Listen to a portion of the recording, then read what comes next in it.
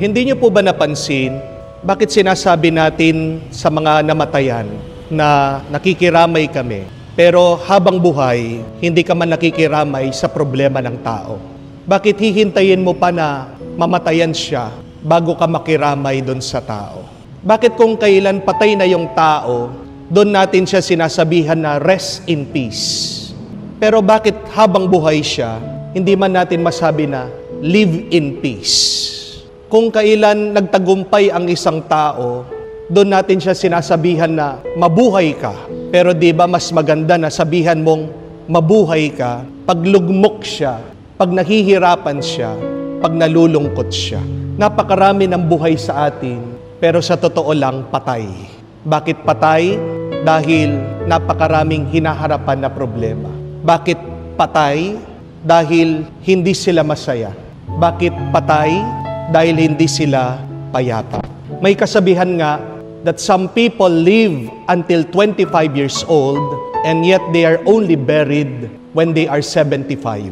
Ano pong ibig sabihin? Bakit nabubuhay lang tayo hanggang 25 years old? Dahil yung pagkapanganak natin, hanggang bago tayo magtrabaho, yun yung mga pinakamasayang oras at panahon ng ating buhay. Doon natin nararanasan na buhay tayo. Pero pag nag-umpisa na tayo at nagsimula na magtrabaho, magkaroon ng responsibilidad, ng obligasyon, parang lumilipas na lang, dumadaan ang ating buhay. We are like walking dead. Buhay ka pero sa iyong kaloob-looban, patay ka talaga. At tayo ay nililibing pag tayo'y matanda. Ang tanong, paano ba mabuhay na payapa? How can we live more peacefully? How do you live a peaceful life? Dalawang paraan po. Una, always live in the present. Mabuhay ka sa kasalukuyan. May kasabihan nga that there are 2 days in a year that we cannot do nothing. The first day is what we call yesterday.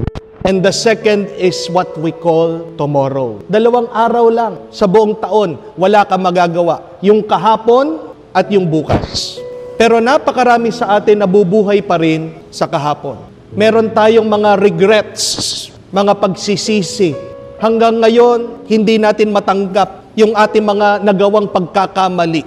Hindi natin maiwanan ang ating kahapon. At napakarami sa atin nabubuhay sa kinabukasan, sa mga darating. A lot of us live our lives full of worry and anxiety. Kaya nga, nauubos yung ating lakas, nauubos yung ating tuwa, kaya wala kang kapayapaan. Pero ano ang sinasabi ng ating Panginoon sa atin? Sino ba ang ating Diyos na sinasamba? He is the God of Abraham, Isaac, and Jacob. He is the God not of the dead, He is the God of the living. Ang ating Diyos ay Diyos ng mga buhay, hindi patay. Pag nabubuhay ka sa nakaraan, patay ka. Pag nabubuhay ka sa paparating, paunti-unti kang mamamatay. Saan ka pinakabuhay? Ngayon. My dear friends, we must learn to embrace the present moment. Whatever we are experiencing now, this is the most real in our life. Hayaan mo muna yung mga paparating sa iyong buhay. Magbabago pa kaya yung iyong asawa? Hayaan mo ang Diyos. Ialay mo siya sa Diyos. Ang Diyos na ang bahala sa Kanya. Amen? Mababayaran mo pa kaya ang iyong mga utang? Hayaan mo ang Diyos. Magtrabaho ka ngayon, magsipag ka ngayon, gumawa ka ng pamamaraan mo ngayon. Maghanap ka ng paraan para makabayad ka ng utang ngayon. Ang sagot ay nasa ngayon, hindi dun sa bukas. Alay mo sa Diyos yung utang mo. Gagaling ka pa ba sa iyong sakit? Alay mo sa Diyos. Hayaan mo ang Diyos siyang magpagaling sa iyo. Ang magagawa mo ay yung ngayon. Kumain ka ng mabuti. Mag-exercise ka. Huwag kang masyadong may stress dahil nakakatulong yan sa iyong sakit. Huwag kang masyadong may stress dahil lalo kang magkakasakit sa kakaisip. Di po ba? So, let us remember the words of Jesus that worry will not add another day to our life. Kahit na anong gawin mo, na isipin yung bukas, Isipin ang iyong mga problema. Hindi madaragdagan ang iyong lakas, ang iyong buhay, at ang iyong kapayapaan. Amen? That is the first. We must live day by day. Embrace each moment. Live in the present. But secondly, if you want to have a peaceful life, you must learn to mind your own business. Amen? Huwag mong problemahin yung problema ng ibang tao. Hayaan mo yung buhay ng ibang tao. Kung ano man yung ginagawa nila, kung ano man yung iniisip nila, buhay nila yon. Meron kang sariling buhay, oras, panahon, pinagkaloob ng Diyos sa iyo. Bakit napakarami sa atin nawawala ng tuwa, ng saya, ng kapayapaan? Because we are not minding our own business. Tingnan niyo po ang mga Pariseo. Bakit walang kapayapaan sa puso nila? Kasi pakialamero sila sa buhay ng ibang tao. Hinuhusgahan nila yung mga makasalanan, pero hindi man nila makita yung sarili nilang pagkakasala. Hindi po ba? Pinapakialaman nila ang misyon, ang paglilingkod ng ating Panginoong Jesucristo. Pero hindi man nila mabigyan ng pansin yung sarili nilang pagbibigay ng papuri, pasasalamat at pananalangin sa Diyos. My dear friends, our biggest problem in our life is worrying about the problems of others. Remember that life becomes easier when you mind your own business. Allow people to do what they want to do to make themselves happy and peaceful. Kung nagkakasala sila, sige, sabihan mo.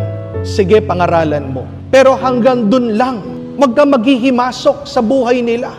At bago ka makialam sa buhay ng iba, siguraduhin mo muna na maayos ang buhay mo. Di po ba? Napakarami sa atin ganyan. Ang problema, kala mo napakalinis ng ugali. Pero mas malala, mas grabe pa sila. Hindi po ba? Ano ngayon kung bumili ng bago sasakyan yung kapitbahay mo? Bakit pinoproblema mo? Ikaw ba magbabayad dyan? Ano ngayon kung nagpa-no-slip siya? Kung nagpatato ng kanyang kilay, baka inggit ka lang. Baka gusto mong paayos yung ilong mo, wala kang pera. Hayaan mo siya. Kung hindi magandang pagkagawa ng ilong yan, mahuhulog din yan. Kung hindi po maganda ang pagkatato ng kanyang kilay, mabubura din yan. Hayaan mo siya. Kung yan yung feeling niya, gumaganda siya, sumasaya siya, problema niya yon. Hindi po ba? Ano ngayon? Kung nakikita mo, palaging nagbabakasyon, kumakain sa labas, nag-i-Starbucks, kahit na alam mo yung buhay nila, maraming utang yan. Wala namang pera yan. Pero tignan mo, palagi silang lumalabas. Ano ngayon? Problema niya yun. Ikaw, meron ka sariling problema. Amen? Kung nakikita mo yung mga kabarkada mo, merong bagong iPhone, merong bagong gadget, may bagong sapatos. Ano ngayon? Kung gusto mo rin bumili, edi bumili ka. Kung wala kang pera, edi umutang ka. Gumawa ka na sarili mong problema. Bakit mo ba binibigyan ng oras at panahon ang problema ng ibang tao at hindi yung sarili mong buhay? Ang problemahin mo. Yan ang nagiging dahilan ng kaguluhan ng ating mga isip at damdamin. Because we do not know how to mind our own business. Mga kapatid, subukan niyo po ito. Kahit isang araw lang, huwag kayong titingin sa Facebook. Kahit isang araw lang, huwag kang lalabas sa iyong tahanan. Huwag mong papansinin yung iyong mga kapitbahay kung ano yung mga ginagawa nila. Kahit isang araw lang, huwag ka muna manonood ng TV, makikinig sa balita. Pansinin niyo po kung ano ang mangyayari sa inyo, anong mararamdaman niyo. Magiging tahimik ang buhay niyo. Dahil wala kang ibang binibigyan ng oras at panahon kung hindi ang iyong sarili. Bakit ba hindi umaayos ang ugali ng iba? Kasi yung sarili nila na dapat ayusin nila, hindi nila maayos-ayos. Hindi po ba? Ang kasabihan nga, when you learn to master your peace, your life will become a masterpiece. Uulitin ko po. When you learn to master peace, your life will become a masterpiece. Gusto mong maging maganda ang iyong buhay? Umpisan mo. Sa pagsasaayos ng kapayapaan sa buhay mo. Paano mo aayusin ang buhay mo? Unahin mo, bigyan ng oras at panahon, ano ang iyong kailangan gawin ngayon. Be present in this moment. Iwan mo ang nakalipas, hayaan mo ang kinabukasan. God is present today. He is the ever-present God. But secondly, mind your own business. Problemahin mo yung sarili mong problema. Ayusin mo ang sarili mong buhay. Huwag mong papakialaman ang buhay ng iba.